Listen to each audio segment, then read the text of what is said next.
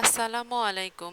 আজ আমি আপনাদের সাথে মলা বা মায়া মাছের একটা সুন্দর রেসিপি শেয়ার করে দেখাবো।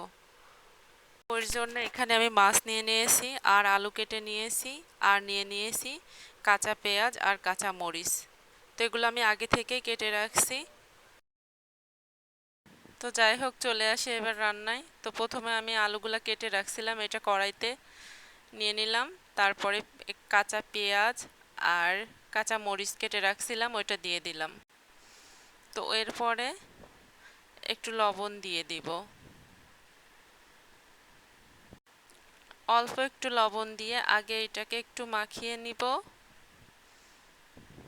দেখুন কিভাবে করি।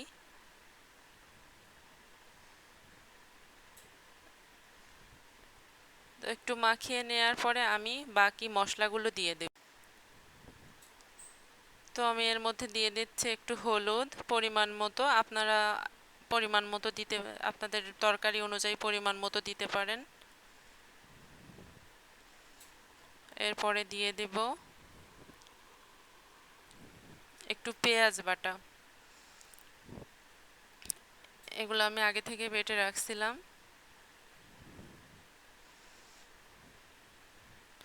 তো তারপরে দিয়ে দিচ্ছি একটু জিরা।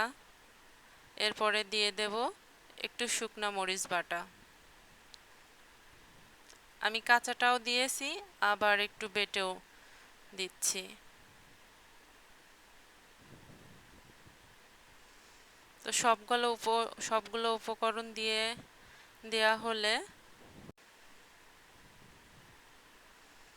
এরপরে আমি দিয়ে দেব তেল।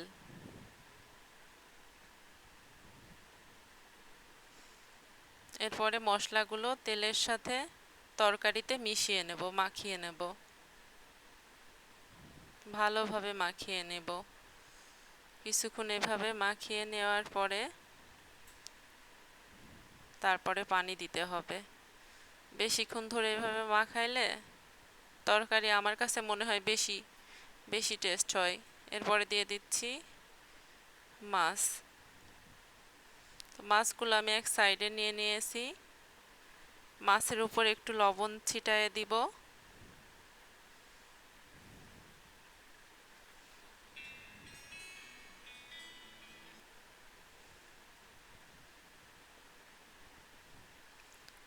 তারপরে দিয়ে দেব তেল। এই তেলটা আমি মাছের সাথে আগে ভালোভাবে মিশিয়ে নিব। এবার মাছটা ভালো করে তেলের সাথে মিশিয়ে তরকারির সাথে মাখিয়ে নিব, ভালোভাবে মাখিয়ে নিব। কিছুক্ষণ ধরে এভাবে মাখিয়ে নেওয়ার পরে তারপরে এতে দিয়ে দেব পরিমাণ মতো পানি।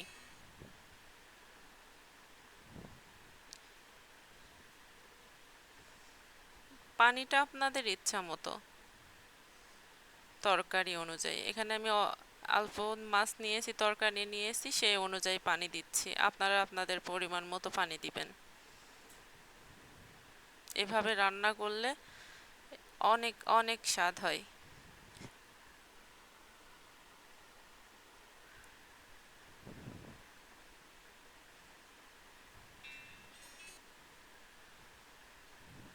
পানিতে মিশিয়ে নেওয়ার পরে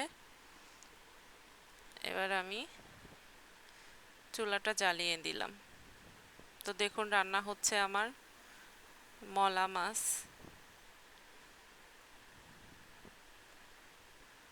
এভাবে রান্না করলে স্বাদটা একটু বেশিই হয়। তো দেখুন আমার তরকারি রান্না হচ্ছে। আমি একটু নেড়ে চেড়ে দিলাম।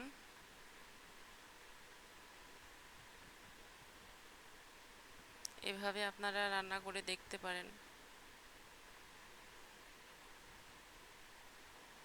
এভাবে রান্না করলে আশা করি এক প্লেট ভাত অনায়াসে খেয়ে আরও খেতে ইচ্ছা করবে।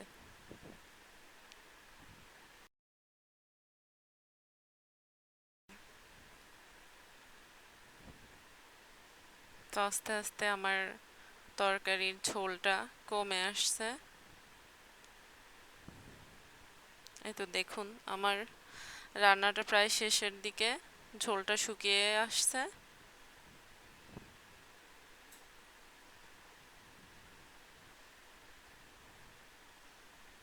দেখুন দেখতে কত সুন্দর হয়েছে।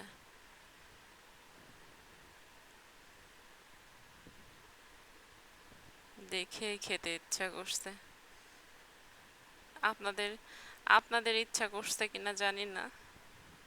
আর আপনাদের এলাকায় এই মাছটাকে কি মাছ বলে আমাকে কমেন্টে জানিয়েন।